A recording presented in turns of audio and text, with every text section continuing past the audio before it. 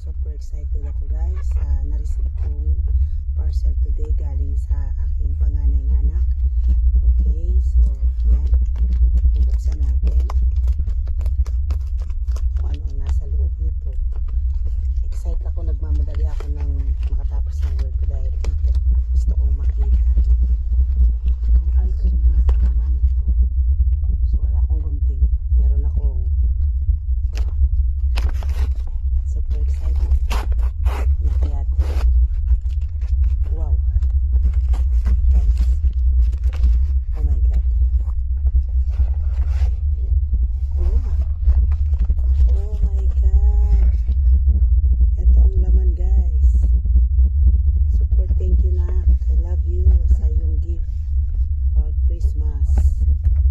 Bubuksan na natin. Kailangan ko to. Alam niya na kailangan ko to. So ngayon meron na akong magagamit. Okay.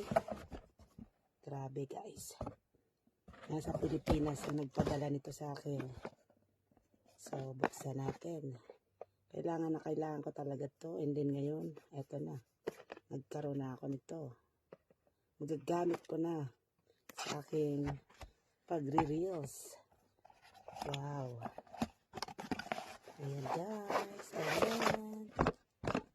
Ayan siya. Lalagyan ng phone na steady mo lang. Ikot-ikot siya. Susundan ka niya kung ano man ang gawin mo. Ayan. So, love it. Oh my God. Thank you so much anak ko. Ayan. Aisha. Salamat. At talaga sa bagong taon ko pa talaga na-receive. So, pinaghandaan niya guys. Ganyan mag-surprise ang aking anak na panganay. So, ayan.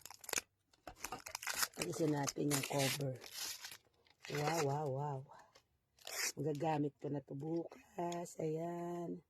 So, ilalagay ko yung phone ko. So, aalamin ko lang kung paano to gumana. So, yan lang guys. Thank you so much anak sa yung simple but terrible na gift para kay mama mo. Okay? So, I really appreciate nak.